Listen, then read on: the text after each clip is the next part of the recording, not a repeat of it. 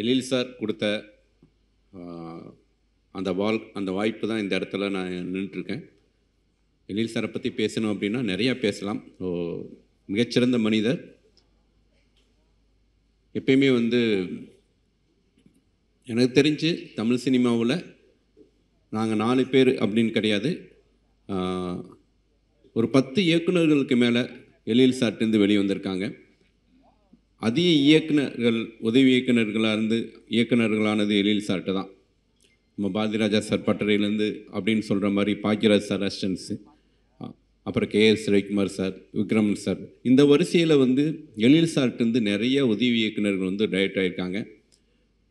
கருப்பள்ளப்பன் sir, நிறைய பேர் direct ஆகியிருக்காங்க, நிறைய டைரக்டர்ஸ் ஆகியிருக்காங்க.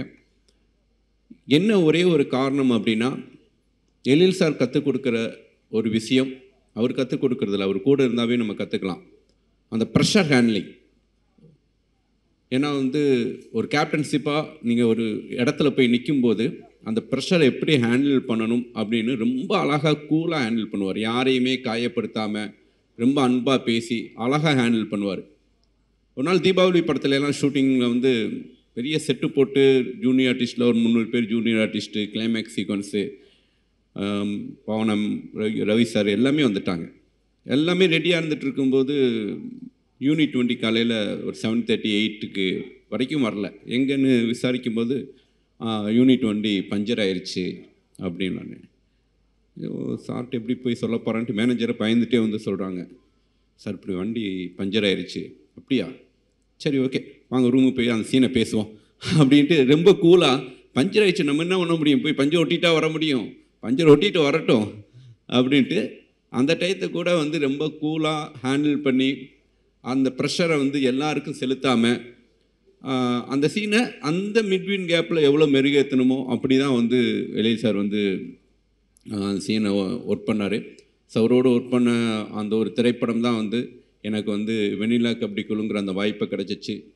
இன்றைக்கி சூரிங்கிற ஒரு நடிகன் இன்றைக்கி ஒரு கதாநாயகனாக இருக்கிறான் அப்படின்னா அதுக்கு காரணம் எழில் சார் தான். தீபாவளி திரைப்படத்தில் ஒரு சின்ன ஒரு கதாபாத்திரம் கொடுத்துருப்பாரு. அந்த ஒரு 2 சீனில் பிரமாதமாக சூரியன் நடிச்சிருந்தான். அதை பார்த்துட்டு தான் இந்த பையன் ரொம்ப நல்லா நடிக்கிறானே அப்படின்ட்டு அதுக்கப்புறம் நான் என்னுடைய முதல் படத்தில் வெண்ணிலா கபடிக்குள்ளே வாய்ப்பு கொடுத்தேன். சூரிய இந்த இடத்துல இருக்கிறதுக்கு காரணமும் எழில் சார் தான்.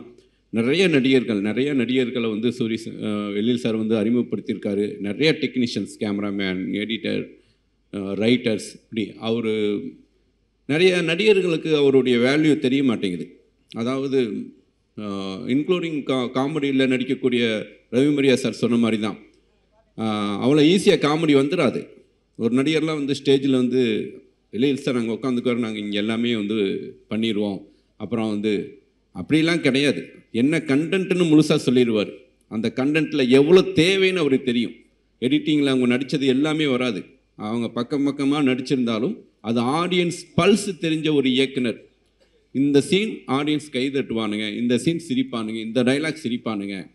நம்ம சொல்கிற 10 சீன் சொன்னால் 10 சீனுக்கு சிரிப்பார். ஆனால் எந்த ஒரு சீன் ஒர்க் அவுட் ஆகுமோ அந்த ஒரு சீன் மட்டும்தான் அவர் சூஸ் பண்ணுவார்.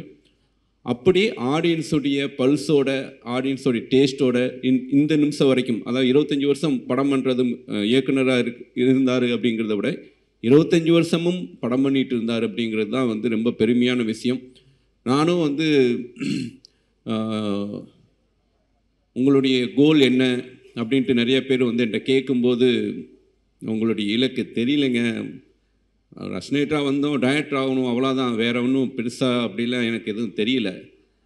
ஆனால் ஒரு விஷயம் மட்டும் மனசில் ஆசை இருக்குது. என்ன அப்படின்னா, என் பையன் இன்றைக்கி 7th போயிட்டுருக்கான். அவன் காலேஜ் போகும்போது எங்கள் அப்பா ஒரு காலத்தில் டைரக்டர் அப்படின்னு சொல்லக்கூடாது, அன்றைக்கும் நான் டைரக்டராக இருக்கணும் அப்படின்னு ஆசைப்பட்றேன். ஸோ அந்த சாதனையை எழில் சார் பண்ணிட்டார். ஏன்னா அவன் பையன் காலேஜ் போய் முடித்து, ஸோ அந்த 2 குட்டி பையன், பாப்பாவும் சரி தம்பியும் சரி, எழில் சார் வீட்டு மொட்டை மாடியில் தான் டிஸ்கஷன் நடக்கும்.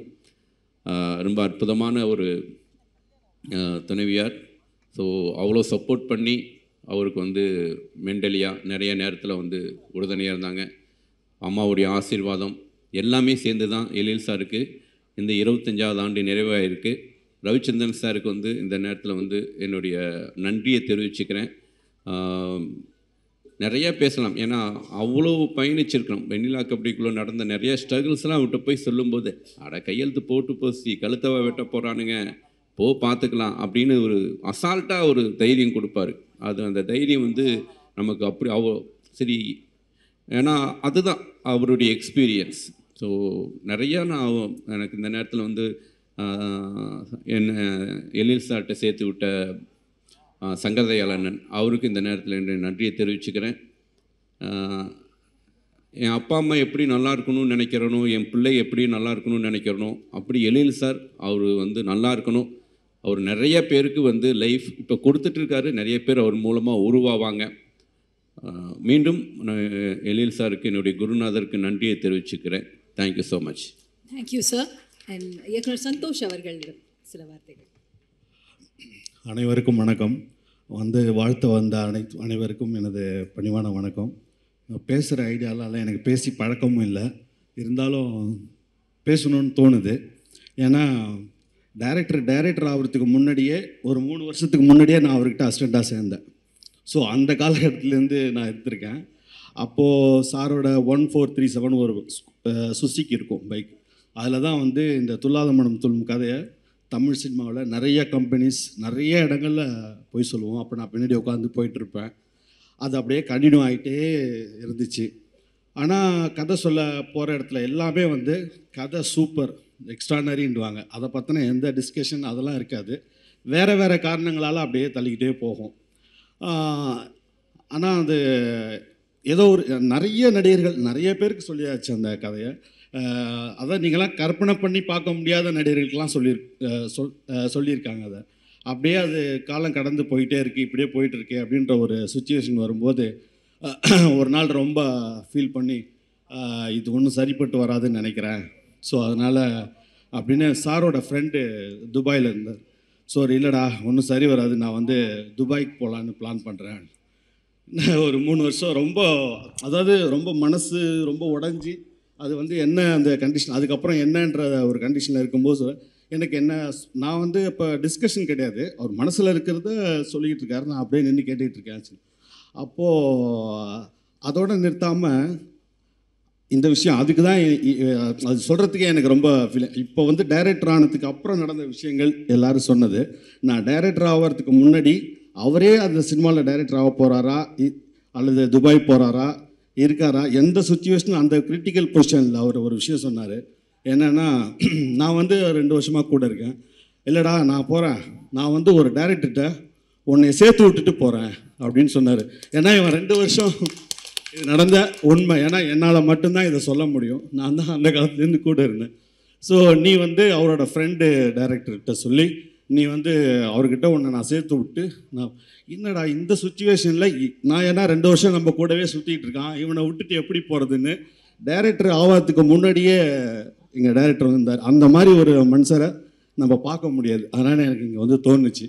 அதே போல் இவ்வளோ பெரிய சில்வர் ஜூப்ளி படம், அந்த ஹிட்டு படம், ஒரு உண்மையை சொல்லணுன்னா 1 மேன் ஸ்கிரிப்ட். அது அவரோட 1 man, no discussion, the group அதெல்லாம் கிடையாது. இதில் ஒர்க் பண்ண த கோபிஸாக நிறைய பேர் இருந்திருக்காங்க. யாரை வேணாலும் நீங்கள் கேட்டு பார்த்தா இப்போ வழக்கமாக ஒரு டிஸ்கஷன் ஒன்று இருக்கும் இல்லையா, உட்காந்து ஸோ இந்த அப்படி பண்ணிக்கலாம் இப்படி அதெல்லாம் ஒன்றும் கிடையாது. ஓப்பனிங்லேருந்து கிளைமேக்ஸ் வரைக்கும் சின்ன சின்ன ஃபைட் இருக்குமே தவிர மெயின் கேரக்டர்ஸ் அந்த ஸ்கேல் எப்படி அது டெம்போ என்ன மாதிரி இருக்குமோ அது எதுவுமே சேஞ்ச் ஆகாது. அது ஒரு ஒன்லைன் வச்சுருப்பாங்க இங்கிலீஷில் போட்டு, அது அதை எடுத்தாங்கன்னா அப்படி பர்ஃபெக்டாக அப்படி போய் அது நிற்கும். அது 1 மேன் ஸ்கிரிப்டு, அது அவ்வளோ பெரிய பெரிய ஒரு ஹிட்டர். அது மாதிரி நிறையா விஷயங்கள் என்னால் சொல்ல முடியும்.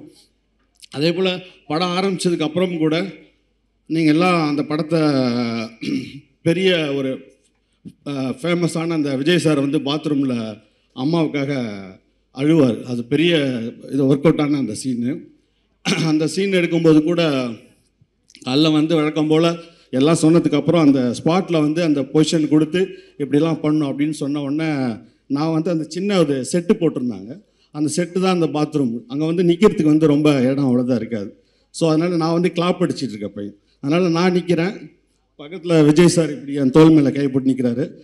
சொல்லிட்டாரு போனோன்னே விஜய் சார் டைரக்டர்கிட்ட டக்குன்னு நிறுத்தி நீங்கள் ஒரு வாட்டி பண்ணிக்காமீங்க அப்படின்னு. உடனே சார் வந்து அதை எப்படி ஆடினா அதே போல் ஒரு விரும்பல் ஒரு பர்ஃபார்மன்ஸ் பண்ணார், பயங்கர கிளாப்ஸ். அப்போ விஜய் சார் சொன்னார், நான் இப்படி வச்சுக்கிட்டு அப்படியே ஒரு நிமிஷம் பார்த்துட்டு அவர் சொன்னது நான் பக்கத்தில் இருந்தது. இந்த அளவுக்கு பண்ண முடியுமான்னு தெரில, பட் நான் ஒன்று பண்ணுறேன், நீங்கள் நினச்ச மாதிரி நான் ஒன்று பண்ணுறேன்னு சொன்னார். அது வந்து தியேட்டரில் வந்து பயங்கர கிளாப்ஸ் ஆணுச்சு. அதே போல் அந்த படம் வந்து ரிலீஸ் அன்னைக்கு சார் கூட இருந்தாங்க. சார் வந்து திருப்பதியில் இருந்தாங்க, ஸோ நான் தான் இருந்தேன். அந்த ஃபஸ்ட்டு ஷோ ரிலீஸ் ஆனவுடனே வழக்கமாக ஒரு ஆர்ட் ஃபிலிம் எல்லோரும் வந்து கிளைமேக்ஸில் வந்து ஒயிட் இது வந்தோடனே கிளாப் பண்ணுறதுன்றது ஒரு வழக்கம். ஒரு பெரிய கமர்ஷியல் படம் ஃபுல் க்ரௌடு நின்று அந்த சங்கம் தேட்டரில் மொத்த தேட்டர் நின்று அப்படியே அந்த கிளைமேக்ஸில் கிளாப்ஸ் வச்சு இப்போ நினைக்கிற மாதிரி எனக்கு இருக்குது. ஸோ அது போல் வந்து என்னால் பேச முடியல. இங்கே எல்லாம் பேசினோன்னா அந்த பழைய விஷயங்கள் எல்லாத்துக்கும் உள்ளே போயிட்டேன், டென்ஷனாக இருக்குது, சாரி. வாழ்த்த வந்த அனைவருக்கும் எனது மனமார நன்றி. தேங்க்யூ இயக்குனர் சந்தோஷ் அவர்களுக்கு நன்றி. தமிழ்வாணன் அவர்கள் சார். அனைவருக்கும் வணக்கம். எழிலன் நான் வந்து எப்போவுமே ஒரு அண்ணன் தான் சொல்லுவேன். ஏன்னா எழிலனுக்கு வந்து இது 25வது வருஷமாக இருக்கலாம், பட் நானும் ஒரு 30 வருஷம் ரிலேஷன்ஷிப் இருக்குது. இவங்க எல்லாமே பார்த்திங்கன்னா எழில் அண்ணன்ட்ட ஒர்க் பண்ணியிருக்காங்க. ஆனால் நானும் எழில் அண்ணனும் பார்த்திவன் சார்கிட்ட ஒன்றா ஒர்க் பண்ணியிருக்கோம். ஸோ அப்படி பார்த்தீங்கன்னா நாங்கள் 2 கோ-டேரக்டர் ஒர்க் பண்ணார். எனக்கு அது ஃபஸ்ட்டு படம், சரிகமா பதனின்னு ஒரு ஃபஸ்ட்டு படம். ஸோ அந்த படத்தில் வந்து நானும் ஒரு ஒர்க் பண்ணோம். அதுக்கப்புறம் அவரோட தொடர்ந்து ஒரு 3 படங்களில் இந்த 25ல் அந்த 3 படம் அடங்கும். அது மட்டும் கிடையாது, இப்போ இருக்கிற இந்த 25ல் கூட அந்த எழில் 25ன்றது நான் பண்ண லோகோ தான் அது. ஸோ என்னை கேட்டார், அதை நான் பண்ணி கொடுத்தேன். எனக்கு ரொம்ப பேச வராது. அப்புறம் இன்னொரு முக்கியமான விஷயம் நாங்கள் பதிவு பண்ண ஆசைப்பட்றேன். இந்த துல்லாதமனம் துள்ளும் படத்தோட முதல் ஹீரோயின் யாருன்னு கேட்டிங்கன்னா வடிவேலு ஊர்வசி தான். அவங்களுக்காக தான் இந்த கதை பண்ணுச்சு. ஃபஸ்ட்டு நான் தான் உட்காந்து ஒரு 14 டிசைன் பண்ணேன், ஊர்வசியும் வடிவேலையும் வச்சு. டைட்டில் வந்து ருக்மணிக்காக. ஸோ ஒரு நல்ல கதை வந்து எப்போவுமே அதுவாக தன்னை தேடிக்கும் அப்படின்றதுக்கு துல்லாதமனம் துள்ளும் அந்த படம் தான் ஒரு காரணமாக இருக்கும். ஏன்னா ஒரு நல்ல ஹீரோ, ஒரு நல்ல கம்பெனி, ஒரு நல்ல ஹீரோயின், நல்ல சாங், ஒரு நல்ல காமெடி எல்லாமே அந்த படத்தில் மொத்தமாக அமைஞ்சிருந்தது. அன்னைக்கு அவர் தொடங்கின அந்த வாழ்க்கை இன்னைக்கு வரைக்கும் ரொம்ப சிறப்பாக போயிட்டுருக்கு. ஸோ இந்த நாளில் நான் அவர் கூட இருக்கல, எனக்கு ரொம்ப பெருமையாக இருக்குது. நன்றி, வாழ்த்துக்கள். இயக்குனர் சந்தோஷ் அவர்களுக்கு நன்றி. Thank you sir. நீங்கள் ஃபியூ வேர்ட்ஸ் சார். எல்லாருக்கும் வணக்கம். தேசிங்க ராஜா எனக்கு ரொம்ப முக்கியமான படம். ஏன்னா அந்த படத்தில் தான் நான் சார்ட்டை ஃபஸ்ட்டு அசிஸ்டண்ட்டாக ஜாயின் பண்ணேன். அதுக்கு பிறகு வெள்ளைக்காரதுரை, வேலைன்னு வந்துட்டால் வெள்ளைக்காரன்லாம் ஒர்க் பண்ணேன். சார் எனக்கு கொடுத்த இந்த வாய்ப்பு தான் நான் இங்கே நிற்கிறதுக்கான காரணம். சார் வந்து நிறைய ஃப்ரீடம் கொடுத்தாரு, நிறைய பொறுப்பு கொடுத்தாரு, நிறைய தைரியம் கொடுத்தாரு. அது என்னை வந்து நிறைய வந்து என்ன வந்து கற்றுக்க நிறைய எனக்குள்ள நிறைய சில விஷயங்களை கொண்டு வந்துச்சு. சார்ட்டை வந்து ஆக்சுவலாக ஒர்க் பண்ணும்போது எப்படின்னா வந்து நம்ம இப்போ காலேஜ் லைஃப்பை பற்றி பேசுவோம், ரொம்ப எப்போ நினச்சி பார்த்தாலும் ரொம்ப சந்தோஷமாக ஹாப்பியாக இருக்கும் அப்படின்னு. அந்த மாதிரி ஒரு காலேஜ் லைஃப் மாதிரி தான் சார்ட்டை ஒர்க் பண்ண அந்த 3-4 இயர்ஸ் எனக்கு இருந்துச்சு. எப்போவுமே வந்து சார் வந்து எப்போவுமே ஜென்ரலாக டைரக்டர்ஸ் வந்து அசிஸ்டன்ட் டைரக்டர்ஸ்கிட்ட ரொம்ப கோவப்படுவாங்க. மற்ற எல்லா கோபத்தையும் அசிஸ்டன்ட் டைரக்டர்ஸ் தான் காட்டுவாங்க. ஆனால் சார் வந்து எப்போவுமே யாரும் எந்த அசிஸ்டன்ட் டைரக்டர்கிட்டையும் கோவப்படவே மாட்டார். ரொம்ப அதாவது நமக்கே ஆச்சரியமாக இருக்கும். நமக்கே கோபம் வரும், ஆனால் அவர் வந்து கோவப்பட மாட்டார். எல்லாத்தையுமே வந்து ஈக்குவலாக ரொம்ப கூலாக ஹேண்டில் பண்ணுவார். ரொம்ப பொறுமையாக ரொம்ப தன்மையாக தான் வந்து எடுத்து சொல்லுவார். ரொம்ப நிதானமாக எப்போவுமே இருப்பார். எந்த சூழ்நிலையிலையுமே ரொம்ப நிதானம் தவறாமல் ரொம்ப அழகாக பேசுவார். ஒரு விஷயத்தை வந்து ஹேண்டில் பண்ணுவார். அது எல்லாமே சார்ட்டை கற்றுக்கலாம். அது மாதிரி ஒரு மனநிலையில் அந்த மாதிரி தான் இருப்பார். அது ரொம்ப அதுவும் ஒரு டைரக்டராக ஒரு கேப்டன் ஆஃப் த ஷிப் வந்து அப்படி இருக்கிறது சாதாரண விஷயம் கிடையாது. அது எல்லாமே சார்ட்டை வந்து கற்றுக்க வேண்டிய விஷயம். சார் வந்து இப்போது தேசிங்க ராஜா 2 வந்து ரிலீஸ் ஆகிறது ரொம்ப ஹாப்பியாக இருக்குது. 25 வருஷங்கிறது எழில் சார் 50யாக அடுத்து வந்து கொண்டாடணும். அடுத்தடுத்த பெரிய வெற்றிகளை சார் கொடுக்கணும். அதுக்கு ஆக்சுவலாக நான் வாழ்த்து சொல்கிறத விட இங்கே நன்றி சொல்கிறதுக்காக தான் வந்தேன். சாருக்கு மிகப்பெரிய நன்றி.